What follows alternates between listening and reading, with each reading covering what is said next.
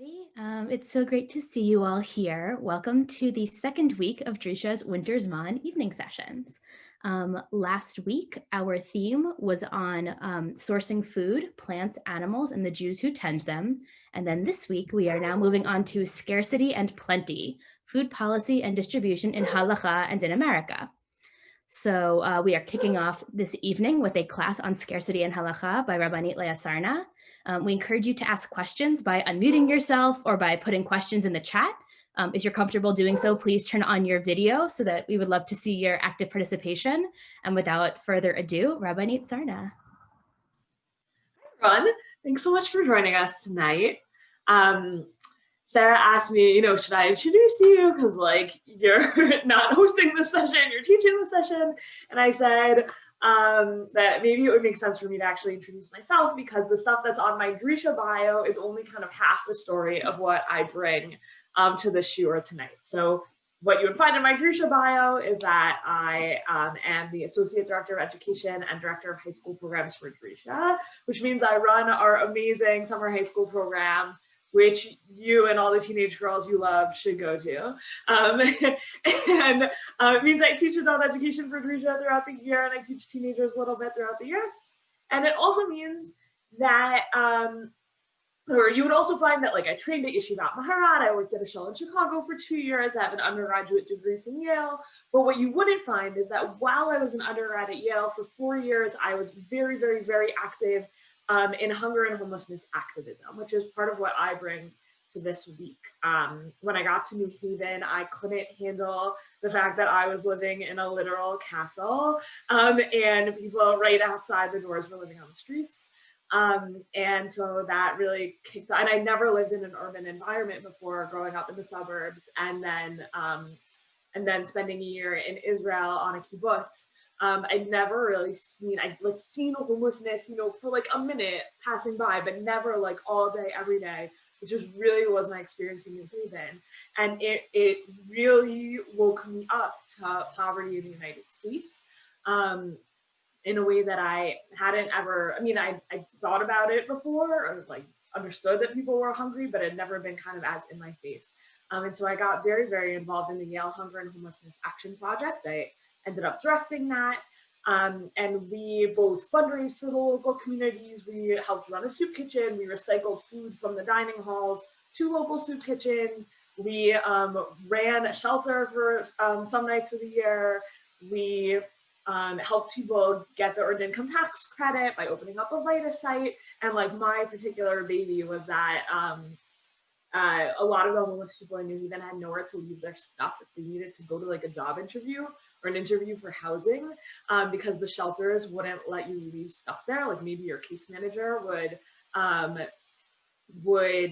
be nice and they would just take all of your worldly possessions for the day.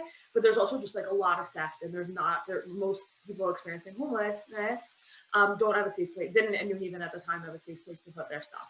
That was actually not the case in Manhattan, and I went to a shelter in Manhattan as I was figuring out how to resolve this issue, where in Manhattan the shelters do store people's belongings. And it was a little bit intimidating to go to a Manhattan shelter because she was sort of the woman who was the director of the shelter was sort of yeah, we go to small claims court a lot when people leave stuff, and we have a policy that everyone knows that if you leave things and don't show up for another however many days, we have to get rid of them so that we can turn over the storage unit to someone else. And then people sometimes take us to court over it, but it's never a big deal. And I was sort of I am 18 and I cannot go to small claims court against someone. But we got a lot of help and we figured out how to resolve that. And then the project that we managed to start was eventually absorbed by the city. So now it's not run by undergrads anymore, but it's fully integrated into the city's infrastructure, which is what it honestly should have been all along. But I just wanted to kind of bring a little bit of the story that I bring to hunger and homelessness. And the other thing that became just really, really clear over the time that I was working on these issues, all day, every day, is that the United States has enough food, grows enough food to feed its entire population.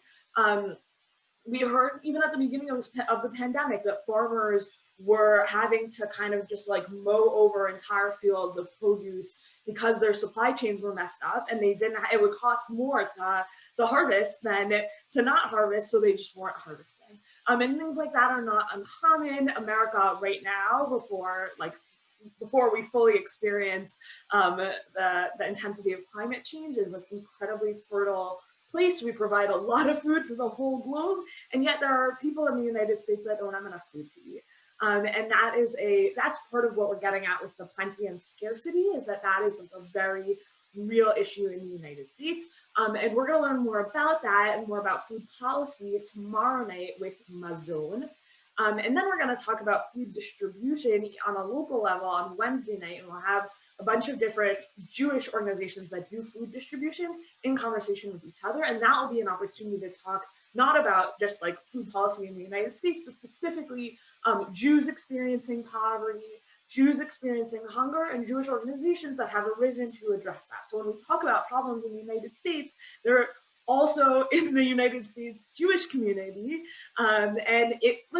If food policy in the United States were such that nobody was hungry, then like, surprise, surprise, you wouldn't have hungry Jews in the United States either. So these problems are very much intertwined. And when we talk about food policy in the United States, we're of course talking about United States Jews as well.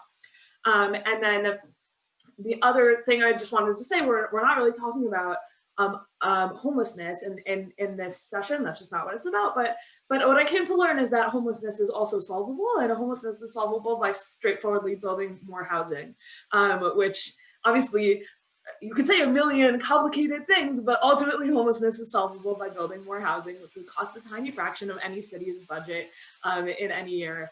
And there's a lot of complicated reasons why we don't do that. But I think those are just kind of important ideas to come into this week. Okay, so that's by way of introduction. And then on so our like solutions focused piece of this week will be Tuesday, Wednesday, Thursday, and on Thursday we'll come back together with me, and I'll be talking about it'll be more of like a Tanakh class and thinking about how food distributed by Joseph and by Nehemiah compare and contrast with some of the things that we'll have learned from the organizations we'll be hearing from on Tuesday and Wednesday. So hopefully that will be fun. But tonight we're going to talk about Halakhah. So one thing that you hear a lot, especially if you know anyone who didn't used to be, okay, so Sarah's telling me there's a lot of background noise, right? So let me put in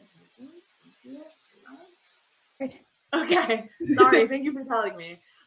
Okay, so often if you know anyone who like became halachically observant, one of the things that is very challenging, especially if you didn't grow up with observance, is how expensive it is. Once upon a time, you could have one set of dishes.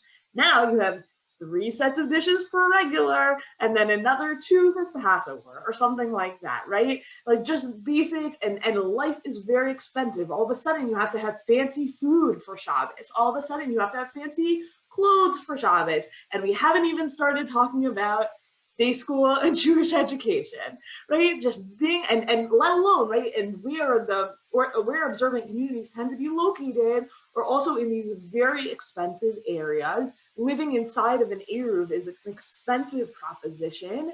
And so one of the things that you hear over and over again is that observance is for people who are wealthy, unless maybe you're ultra Orthodox, in which case maybe less. But what I want us to look at tonight is how that is certainly the opposite of what is baked into Halakhah.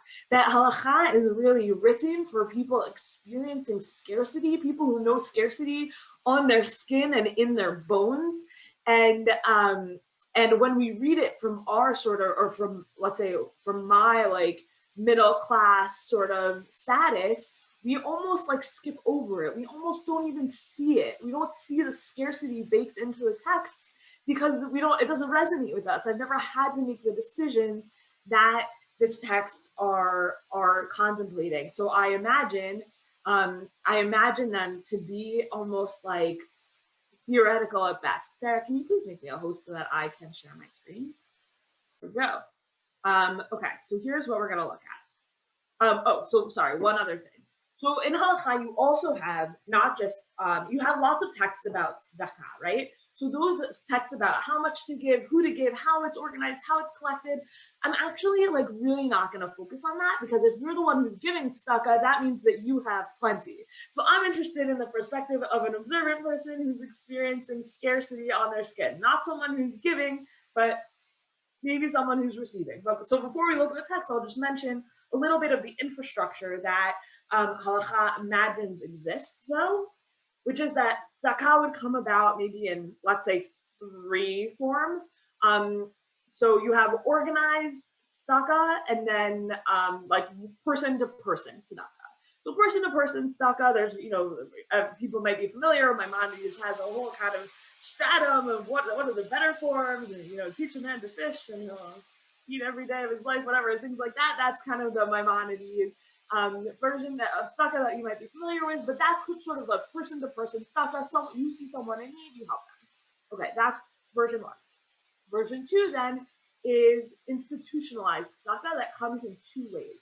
So there's what's called a kuppah, which is the gabbai tzedakah, the gabbai, the person in the community who's in charge of collecting tzedakah. Maybe 2 of them would come around and they would make an assessment of how much every person in the community owes, and then they would from that assessment they would basically make a collection every week, or ish, yeah, just about every week, and then they would give out money to the poor, enough that the poor could then live for a week out of that kuppah collection, out of that monetary collection that came from everyone.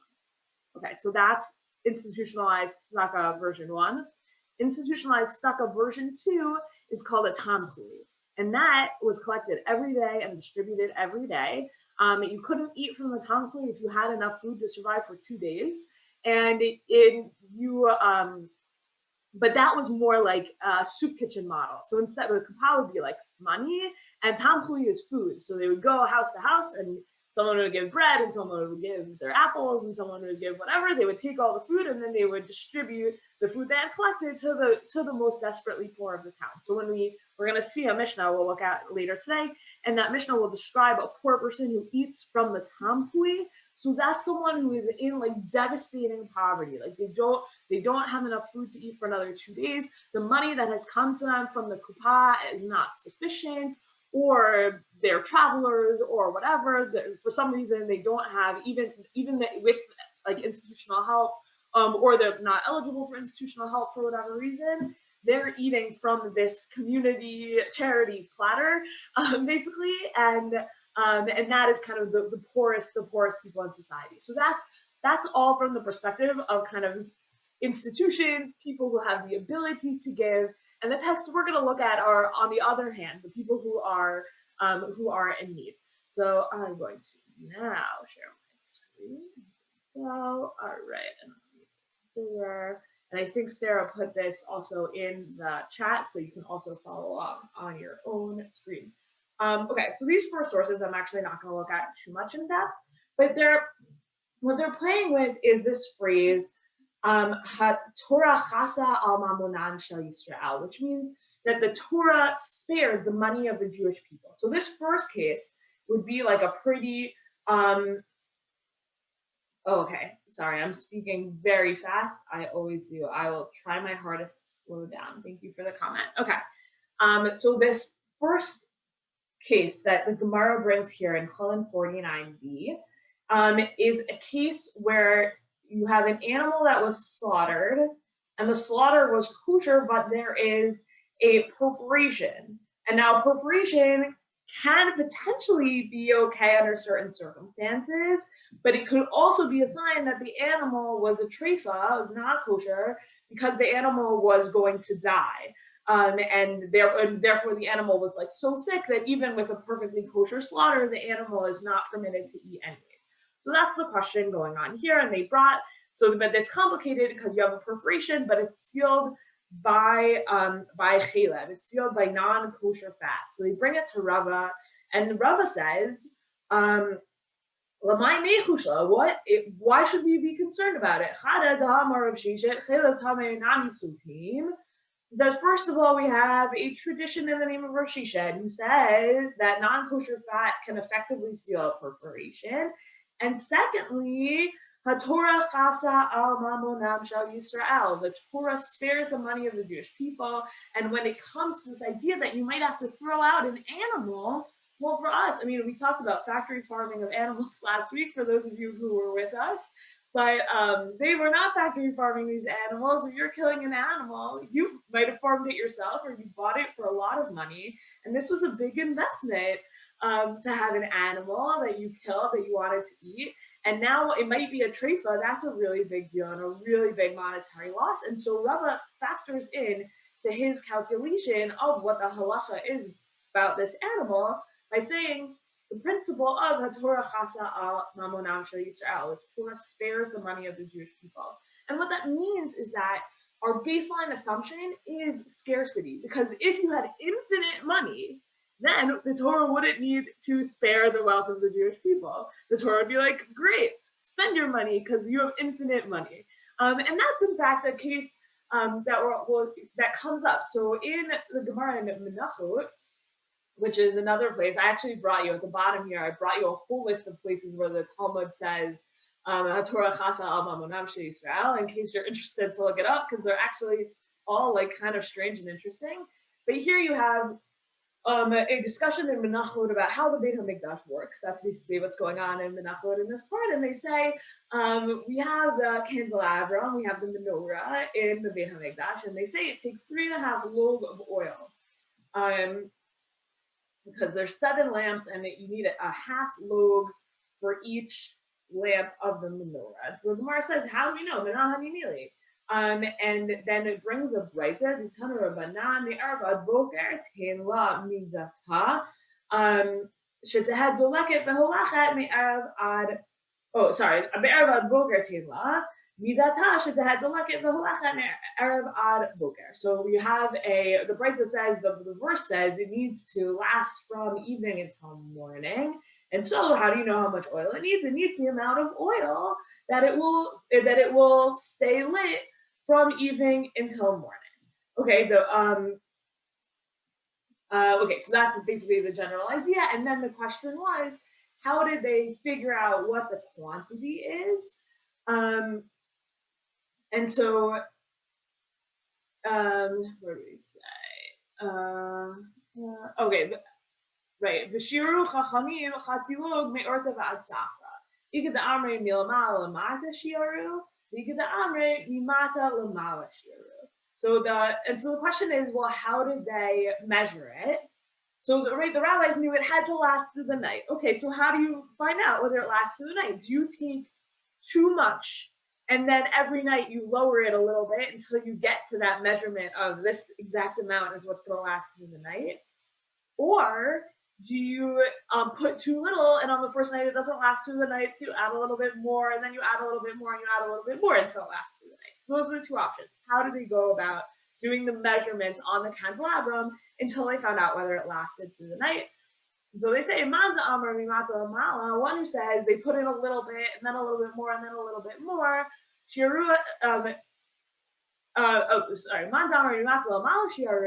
One who says they measured from little to great. That person holds that person holds that, yeah, they did it on the cheap. You know, it's much cheaper to put in a little every night than it is to start out with too much and then go down, because if you start out with too much, you're going to waste some oil. But on the other hand, the one who says they put in way too much and then whittled it down, how did they measure it, or what does that person hold by assuming they measured it in that way? They hold they say in a place of wealth there is no poverty, which means that normally you're in a place of poverty or you act in an impoverished way, and in the temple, a place of wealth, that's where you act out as if you're wealthy. There's some like research and history on restaurants and like why do people love restaurants? Restaurants are a place where we act wealthy, where we imagine like what would it be like if we had servants who brought us and cooked us our food and brought it to us and we sat in a fancy environment. Like that's what we're doing in a place that we're wealthy. So in a restaurant, we're like pretending as if we're wealthy. So that's kind of what the experience was supposed to be like in the temple. That the temple is this place of wealth and extravagance. And so in the temple, we don't do cheap things, but otherwise we would. It's only when we're in this like wealthy makom hashirut of the temple that we do this stuff, but normally we wouldn't. And normally we have the principle of Torah chasa al mamanam she'Yisrael, which is a principle that the Torah is sensitive to the money of the Jewish people, and that is a principle that assumes scarcity. Okay, so that was kind of all by way of introduction, but we'll see that this line carries over into halachic sources.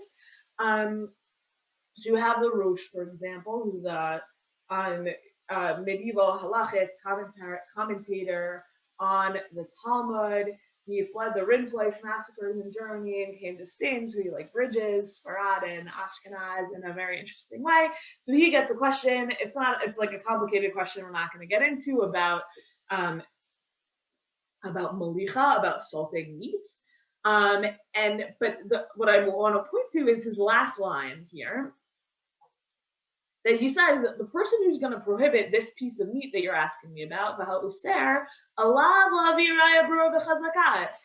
person has to bring a very clear and strong proof to his position if he's going to prohibit this slice of meat. Why? Why is the burden of proof on the person who's going to prohibit the piece of meat? Because the Torah spared the money of the Jewish people.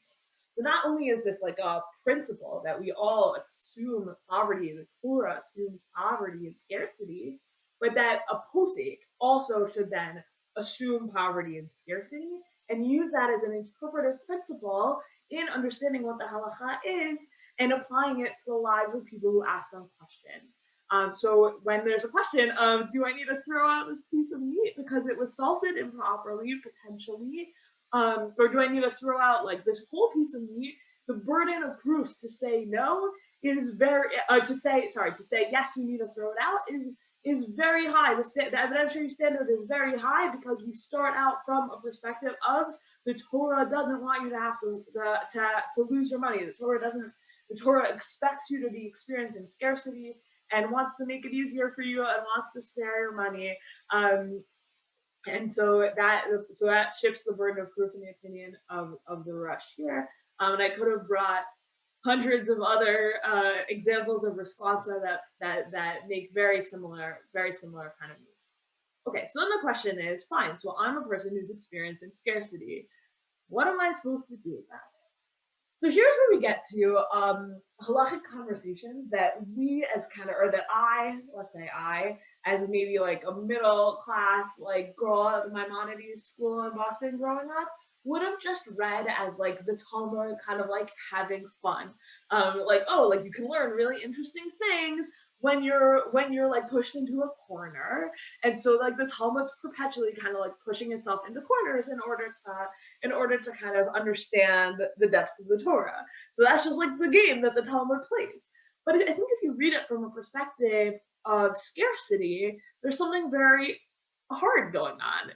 And the Torah or the Gemara is speaking to you if you're a person who's experiencing this intense scarcity in a really deep way, actually. So here we go. So Rava says, Pshituli, it's obvious to me, Ner Beito u Ner Hanukkah, the Shabbos candles and or lamp for your home, let's say, and lamp for Hanukkah, Ner Beito Adis, Mishum Shlom Beito. So Ner Beito is typically understood to be Shabbat candles, and you give precedence to the lights in your house in order for there to be peace in your home. So meaning if you don't have lights in your house, you're gonna trip, you're gonna knock over the table, you're gonna get into fights with people because you can't see anything. And so it's better to have the lights on in your home than for Hanukkah candles. And literally that means like pay your electricity bill and don't buy yourself Hanukkah candles. Okay, so what that's imagining is a person who's literally having to make that choice. And I think when you learn Gemara from a position of someone who's never had to make that choice, you're sort of like, wow, this teaches us something so important about Shabbos candles. Like, wow, so Shabbos candles are all about shalom bayit, and if you didn't have Shabbos candles, then, like, people would trip on each other, and maybe because Shabbos candles are about shalom bayit, that means that women have a greater responsibility in that, because women have a greater responsibility over the peace in their homes, all of that stuff, right? And all of that is kind of centered on this Gemara, and Gemaras like it. But what if you're reading it for the perspective of someone who's had to make a decision before about paying their electricity bill to keep the lights on in their home, or doing some kind of Jewish ritual? All of a sudden, it's not about like some interesting like Chag and Hanukkah candles, or Shabbos candles rather. It's actually about, like the Talmud can imagine my situation. The Talmud can imagine a person who needs to choose between Jewish ritual practice and literally keeping the lights on. And honestly, I think that's like just straightforwardly what the Talmud is saying. And because we're so removed, or many of us are so removed from having to make choices about our electricity bills, we don't bother to take the half beat to read the Talmud as it's kind of just straightforwardly written about. And it keeps going in all sorts of different other decisions you might have to make. So ner beito v'kiddush hayom. So what if you have to choose between keeping the lights on in your house and making kiddush? Again, you keep the lights on because of shalom bayit. Rava asked, ner Hanukkah v'kiddush hayom mahu. Okay, so let's say you have enough money to keep the lights on, but then you have to choose between Hanukkah candles and wine for kiddush. Which one of those is preferable? So the Gemara says, kiddush hayom adif v'tadir, odilma ner Hanukkah adif mishum pirsumei nisa. The Gemara says you could argue in both ways. Well, kiddush we do more often, but also maybe ner Hanukkah is better because it's really important to publicize the miracle. And so then Rava says, the Gemara says, once he asked the question, then it became clear to him, which how often does that happen to us? I love it when that happens in the Gemara. So then he says, actually, if you have to choose between Kiddush and Hanukkah lights, then you should choose your Hanukkah lights because publicizing the miracle is more important. And this same exact thing keeps going. So later on in the halachic process, we get to the Shulchan Aruch. So we're 1,000 years later, let's say, than the Gemara. But the Shulchan Aruch really takes this whole conversation and keeps going with it. So but I just wanted to bring it out because he has there's a really intense thing here that happened. So the question is, we're talking about a scarcity in wine or like fancy drinks upon which someone can designate a kosher bracha, a cup on which you would make a bracha, whether that's kiddush, birkat hamazon, which we'll get to this in a second, but there's a debate in Halakhah whether you have a very old debate in Halakhah whether you need to say birkat hamazon, grace after meals, with a cup of wine, or whether you do not need that cup of wine for grace after meals and you can just say it. And the same thing on which you could say Havdalah. So there's different rules about each of those things, but basically you don't have enough, let's call it wine, but for now. So he says, if he doesn't have wine, he doesn't have alcohol, and he doesn't have any other kind of fancy drinks, yesh omrim shemutar lo le'echol, v'yesh omrim she'im mitzapeh she'yeh lo lemachar lo yochal ad lemachar she'yavdil. So he doesn't have anything to make Havdalah on. What does he do? So the first thing is, do you think you'll have food? Do you think you'll have something to make Havdalah on? Do you think you'll have wine, grape juice by tomorrow? Because if you will, then just wait. You might have food also, but you're actually not allowed to eat your food. You have to wait until tomorrow. And how is he getting grape juice or wine tomorrow? Who even knows? Maybe he'll arrive somewhere. Maybe someone is coming who has it. Maybe he'll be able to work in the morning, make enough money to go buy. Who knows? But maybe if he'll get it tomorrow, then he should just wait. Okay. So what happens if he has one cup? And he does not expect that tomorrow is going to resolve anything.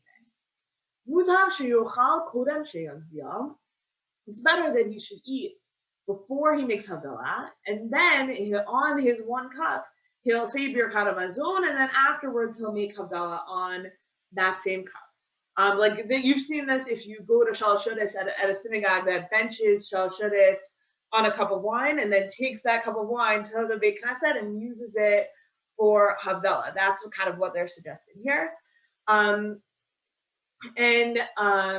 that's it for the person who holds that Birkat Hamazon requires a cup of wine that you end Birkat Hamazon with a Borei Pri Hagafen.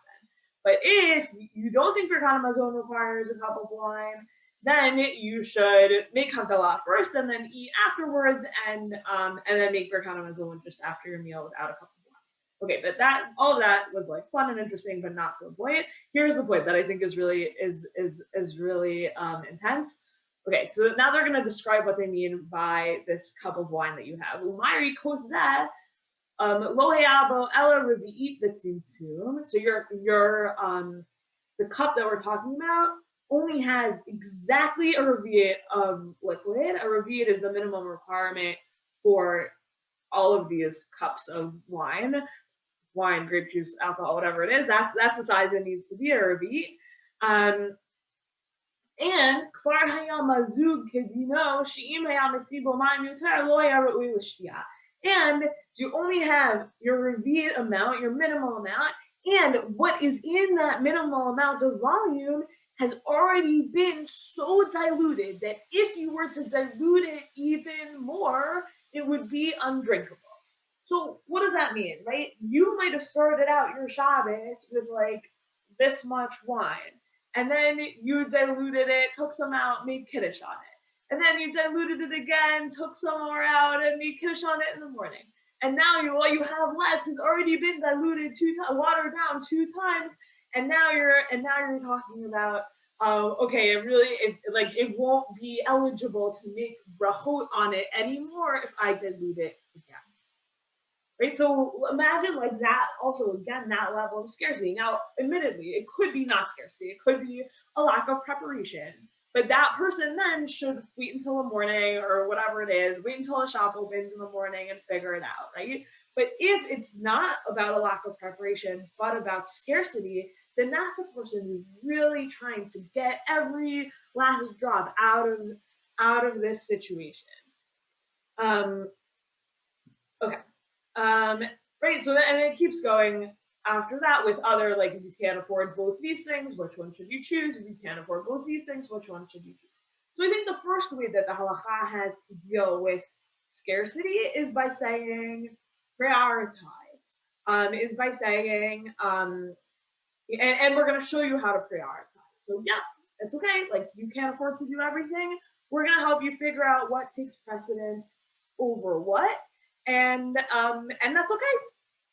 Which, by the way, I think we've kind of like come a long way from it. And I think that's kind of a little bit tied in also to the fact that we almost never read these texts literally. We're always like, oh, it teaches us something about Shabbos candles and peace in the home and women's role in the home and like blah, blah, blah, all of that stuff. But like, actually, these texts are about, I cannot afford to do all of the mitzvot that I want to do. How do I navigate that?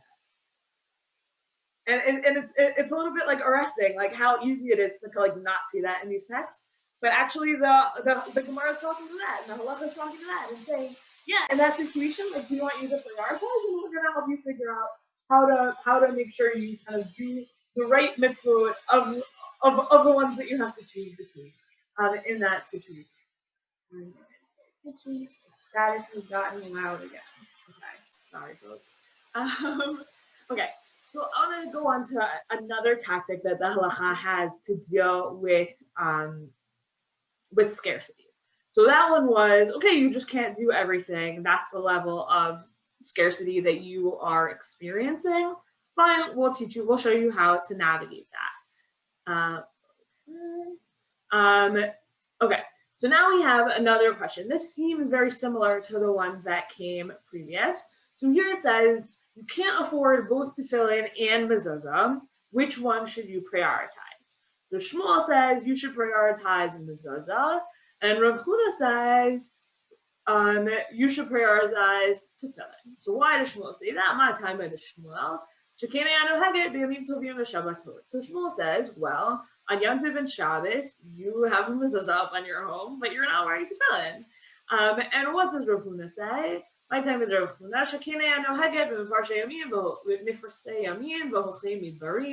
Well, if you're on a boat, you don't have a mezuzah, and if you are traveling in the desert, you don't have a mezuzah, but you'll still be wearing tefillin. So clearly, tefillin take preference. And then we have a Mishnah that supports Shmuel, which says that if you have tefillin that have fallen apart, tefillah shabalat, osinota mezuzah, mezuzah shabalat, ein osinota tefillin. Well, if you have tefillin that have fallen apart, you can turn them into a mezuzah. But a mezuzah that fell apart, you're not allowed to turn that into tefillin. Why is that? Because Malin Bakodesh Velo Moridim. We only go up in levels of holiness and we don't go down. So that seems that Mishnah seems pretty strongly to say that mezuzah should take priority because mezuzah is on a higher level of holiness than tefillin. But admittedly, what we're learning right now is Yerushalmi, so its halachic relevance is like a little bit question mark. Sometimes the Yerushalmi is like super important, sometimes not. So we'll see here that it gets a little complicated. So here's the Shulchan Aruch. And the Shulchan Aruch says, he needs tefillin and mezuzah, and he can't afford both of them. You should get tefillin, says the Shulchan Aruch, paskening against, who was it? Shmuel, right? Paskening against, Shmuel. The Mishnah Berurah says, tefillin take precedence because they're a bodily mitzvah, and also because they're more holy. That gets, he says that it's complicated, it gets discussed later. Mihu, says the Mishnah Berurah, however, Lididan, for us, we only put on tefillin when we are saying the Shema and the Amidah. Im efshar b'she'elah, if it's possible for you to borrow, then mezuzah kodemet, then you should spend your money buying a mezuzah, the efshar b'she'elah, because you can't borrow a mezuzah from your neighbor. It cannot be both on your door and on their door, and therefore you should, says the Mishnah Berurah, you should buy your mezuzah and borrow the guy next to your tefillin. An interesting thing that's happening beneath this. So I brought it because option number one was you just have to choose between mitzvot, and you're gonna choose, and we're gonna give you guidance as to how to choose. Option number two is, can you borrow, says the Mishnah Berurah. But I want to point something out here, which is that we're never asking you to sell your home. The guy who's wondering, I need tefillin or mezuzah, the halacha doesn't say, oh, you want to know how to not need mezuzah? Sell your home, buy tefillin. Right? I mean, that is a theoretical option, right? That is a theoretical option to say, be homeless so that you can not require a mezuzah and then buy tefillin, halachic problem resolved. Right? But that does not cross anybody's mind because that is bonkers. And right, that is like a ridiculous thing, and in Halakhah we do not even entertain that possibility. But again, you only come to see that when you're reading it for scarcity, right? If you're reading this as oh, let me learn something beautiful about the relative holiness between mezuzah and tefillin, which is how many of the people learning today would learn this text, you would miss that possibility is never entertained. You only come to realize that once you're reading with an eye for scarcity. Okay, so here's another way to deal with it. Would be exactly when we had our little introduction to institutionalized charity in the eye of Halakhah. So we talked about the charity plate. So here's just a Mishnah that describes that. And I'm just bringing the Mishnah because the Gemara that the next Gemara that we'll look at talks about is jumping off of this Mishnah. So I wanted to bring it anyways. So the Mishnah is one of the very beloved prakim of the Gemara that we'll get to relatively soon in about 50 days in Daf Yomi. The Mishnah says, "Erev Pesachim samuch lemincha lo yochal adam ad sheknechshach." On the Erev Pesach, you should not eat from the afternoon until it gets dark. Afil ani shebi Yisrael lo yochal ad sheyisev.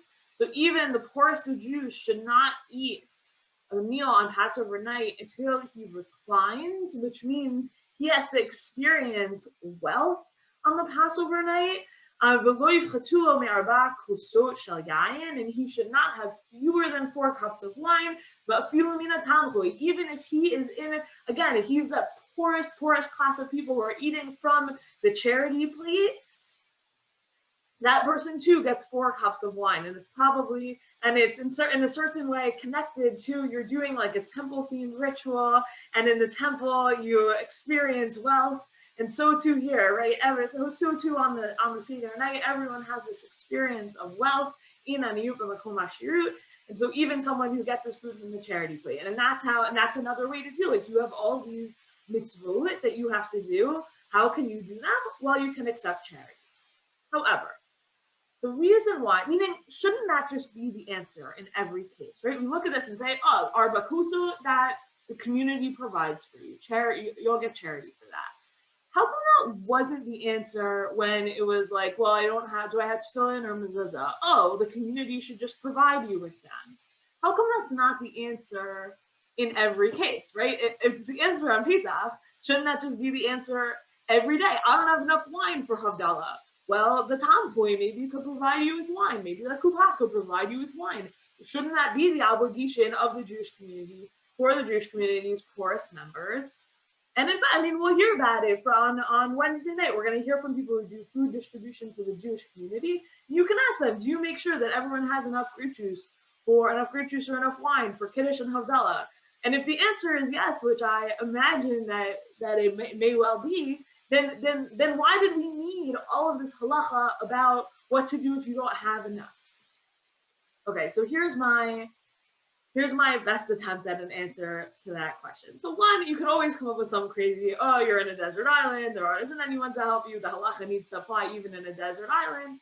Okay, very good. Like Shalom Yisrael, that's an answer that works for you, and that's a totally fine answer. I think there's another answer, which is this. So this is the Gemara from Brachot 6b, and we have Rabbi Yochanan and Rabbi Elazar, and they both say, "Kivan shenitzarich adam lebriot, hanav nishtanot kekarom."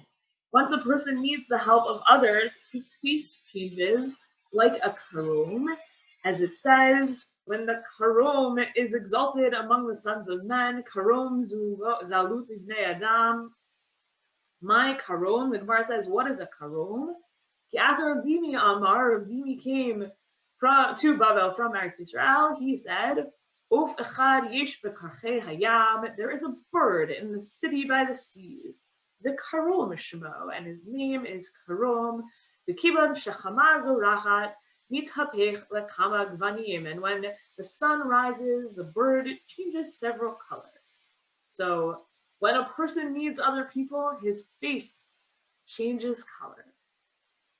What does that mean? Does anyone want to hop in? What does it mean when a person needs other people, his face changes colors, or her face changes colors?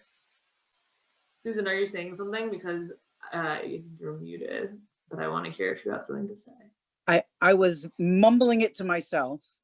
Oh, so I caught you in the act. I was thinking about the phrase of malbim panav, that when somebody is embarrassed, their face turns white. Yeah. So I don't know if that's related to this or not, but that's what I was thinking about, mumbling to myself. I love it. Yeah, I think that's a really beautiful read. That if you that your face changes color when you're embarrassed, and that shame is a big piece of this. Absolutely. Okay.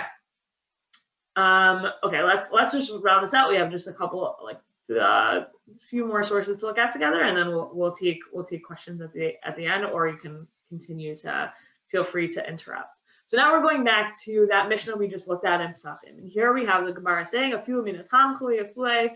Gemara says this halacha applies even if the poor person accepts funds from the charity plate. Lo nitzracha. The Gemara. So the Gemara says pshita. The Gemara says this is obvious, right? Exactly our question: shouldn't the charity plate always provide for everyone? So the Gemara says, Lo nitzracha ela afilu l'Rebbi Akiva. This isn't really like this Mishnah is necessary to teach, even according to the opinion of Rabbi Akiva, who says the Amar Aseh Shabbatcha Chol Va'al titzarech labriot. Make your Shabbat like a weekday and do not be beholden to other people. But here on the Seder night, because of the obligation to publicize the miracle of the Exodus, then Rabbi Akiva would agree that in order to adequately publicize the miracle of the Exodus, here he agrees that you should accept charity. So Rabbi Akiva is saying, you know what, accepting charity stinks. It's not a good experience. And it's better to not have a fancy food for Shabbos than to have to accept charity. It would be better to not.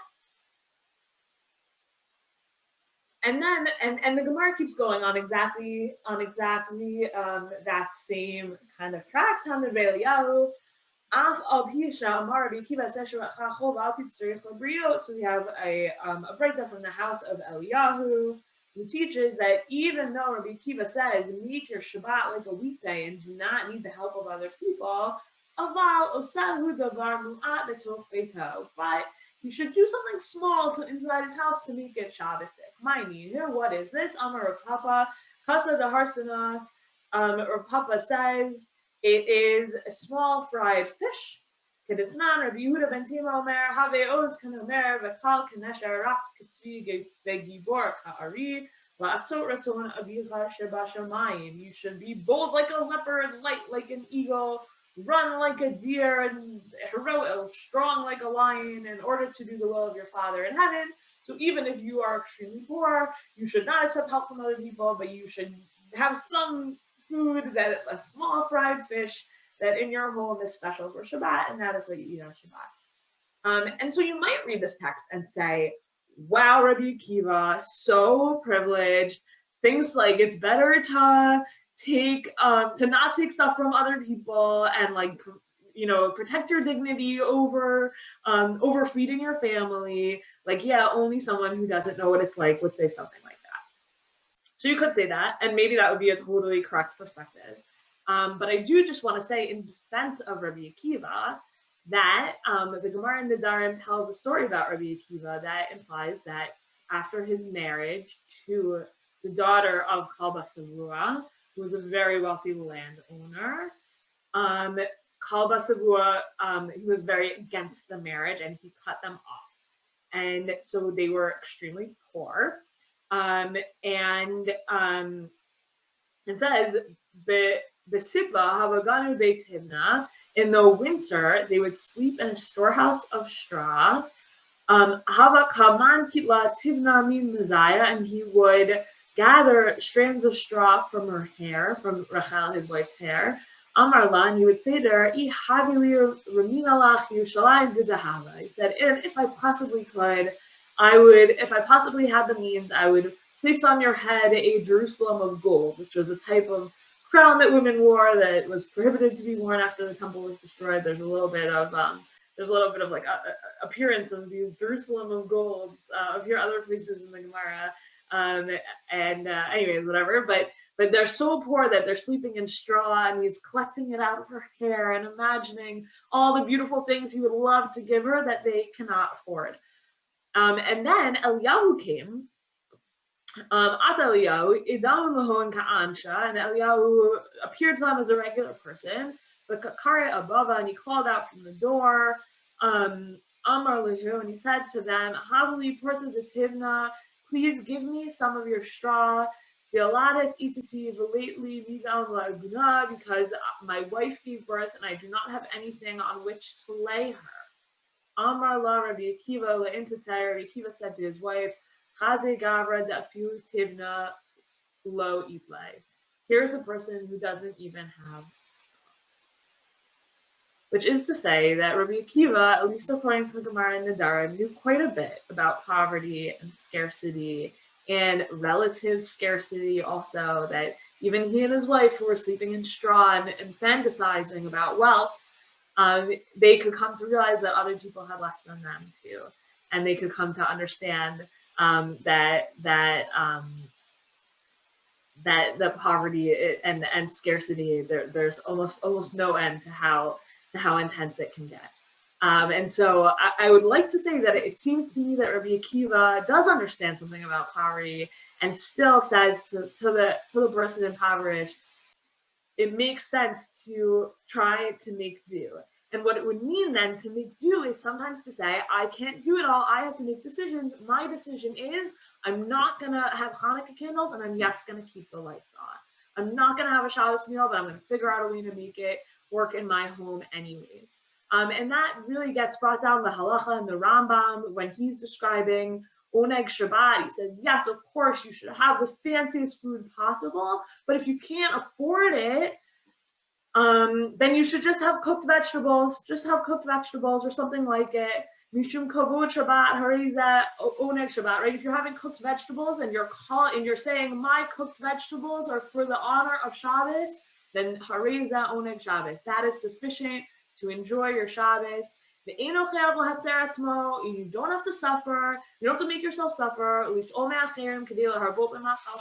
you don't. And he describes. And in the Rambam, it's a form of suffering to ask other people for help. Is you don't have to make yourself suffer or ask other people in order to get a lot of food together for Shabbos. And then he says, I mean, we just saw through Rabbi Akiva, Amru Chachamim, Harishonim, our earliest sages say, Shabbat Chachol Va'al Titzarich L'Habriyot. Make your Shabbat a weekday and don't need the help of other people. So the reason why, the answer in the Gemara, I want to say, is not just the community should provide for you everything, is that there's like an ethic of cutting back, but not because like, oh, you deserve to be poor, like you should buy one less latte every day and then it's just your like being irresponsible fault. Like I think that's really not what it is. I think it's really about the dignity that all Jews should have, and if Halakhah is too onerous because and would then cause indignities, the answer is to compromise on the Halakhah, which I think is really, really intense, right? Like the idea that like between your Shabbos candles and your Hanukkah candles, like what you're choosing there is the indignity of not being able to see at your house at night versus doing a mitzvah. The answer is go see in your house at night, retain your dignity. Dignity first, halacha second, at least in some cases. When we're looking at this from a perspective of scarcity and a perspective of poverty. So those are the sources I have for you tonight. I'm sure some of what I said was like a little bit maybe like edgy or like a little bit uncomfortable in terms of the way we typically think about both these sources and also poverty. And feel free, I'm happy to try and answer your questions. But I'm hoping that one of the things that will come out, particularly on Wednesday night, is how we actually balance dignity with food distribution. Because that's a huge issue. It's a huge issue on the giving end, a huge issue on the receiving end, and it's an issue on the giving end also because there's a lot of Jewish communities have funding. Like let's say all these community rabbis right now, a lot of federations gave out funding to community rabbis saying like, who in your community has lost their jobs? Give them money. But in the communities that I'm familiar with, at least, even people who've lost their jobs are unwilling to take money from the community. It's very hard to convince people to take a charity check from their own synagogue, to which until 5 minutes ago they were a dues paying member. Like figuring out how to live a dignified existence as a Jew who is impoverished is extremely complicated. And I think that's what the Halakhah is driving at here. And that's the truth that they're getting at. And it's one of and so when we're going to hear on Wednesday from these organizations that are really trying to deal with that in quite sophisticated and interesting ways, I hope what you'll see is that that's deeply embedded into our halakhic system also. We had a question in the chat from Steve who says, does Halakhah address why kosher food is more than twice as expensive as non-kosher food? No. A few things on that. One thing that we learned last week is it's not all kosher food, meaning my corn on the cob costs the same as someone else's corn on the cob. It's kosher meat, kosher cheese that are kosher prepared goods that are the primary greater expense. And so like the first thing I would say is that like a lot of kosher foods are just like maybe like not even necessary to eat. And I would say that halacha, like my feeling is like a lot of that is complicated. It's wrong. On the one hand, it's wrong, right? Like food should be more affordable. On the other hand, our workers should be paid, and producing kosher food requires a lot more work than producing non-kosher food because of all the oversight involved. And the smaller scale of the market. So I don't have a good answer to that, but you're right that it's a huge problem. Let's say it like that. Okay, Eva asked, is there a reading of the issue of dignity, particularly in the Hanukkah candles versus Kiddush wine issue, or the first reading of the mezuzah versus tefillin issue, where the halacha wants you to be dignified not just in your own eyes, but also in the eyes of the community? Does the halacha explicitly or implicitly want us to prioritize performing wealth-like things over experiencing them, or is that a false dichotomy? Right. I think where we saw that come out the most was that formative piece of Arba Kosud, of the 4 cups on that Seder night. That on the Seder night, everyone has to have this experience of being wealthy, right? Even the poor person in Israel shouldn't eat until they have reclined, because on the Seder night, everyone reclines like a dignitary. And there is a piece of performative wealth that comes along with Jewish practice. I think that's very well put. But the question is maybe when? Like, is that every Shabbos? I think Rabbi Akiva, and following his footsteps, the Rambam would say that can't be every Shabbos. Yes, Shabbos, you should find a way to make Shabbos special in your home by performative wealth. Probably the wrong option there. Did I kind of Eva, did I answer your question or not fully? Yeah, I think that makes sense. I think I have a lot of anxiety about like balancing the idea of performing things with experiencing them, and I feel like it's a very like modern framing, so it's interesting to see how the Halakhah deals with it in a sort of different context. Yeah, that's really I hadn't quite thought about that. You're right. I mean, they definitely have this idea of performance, but it's not the same way that we talk about it at all. I have to think more about what you're asking. What I said was kind of my, I read your question and that was what came into my head, but it's a very interesting question, the performative element of it. We're just about out of time, but if we have like one more question, I'm happy to take it. Okay, Steve says, overall, it's just expensive to be Jewish and observant. Thankfully, we don't observe Halloween. If we did, just imagine the price of pumpkins. Yes, Jewish pumpkins would be 12 times more expensive than regular pumpkins. Yeah, no, but listen, I think it's a big problem. I think what you're getting at, Steve, and this is kind of how I open, is that observant life, as we've currently constructed it, is extremely expensive. That said, if your Shabbos meal is the Rambam's cooked vegetables made l'kavod Shabbos, that is not an expensive Shabbos meal, right? Like that is just like a fancy vegan Shabbos meal made with things that you're buying same price as everyone else. And like I think there are ways to live this life in a less expensive way, but that's not like a lot less of it is halakha, and a lot more of it is like observant communities, and where those communities have gone and decided to live and decided to move. The price of etrog. Yeah, but I'm sure you know that for most of Jewish history, like it was one etrog in the town kind of thing, not like one etrog per person. But yes, you're right. The price of etrogs. That's a really great example of a time when it is just real super expensive. And in a holiday when this is to you, Eva, in a holiday where we're performing homelessness, right? That is what the sukkah is. We are performing homelessness on sukkahs. And whatever, sukkah is homelessness for another time, but like for sure that's what sukkah is. And then we spend, whatever, $50 on a cheap etrog. You're right, it's bonkers. to learn more about the etrog trade in the United States, my father and his students at LF have put out some interesting scholarship on that might shed some light on also why they are so intensive. Okay, I think we're gonna stop here, but please do come back, join us tomorrow and Wednesday, and then we'll summarize it all and look for some role models or not role models on Thursday. And it was a pleasure learning with you all. Okay? Thank you. Thank you. Yes, thank you so much for your learning and your enthusiasm tonight. Thank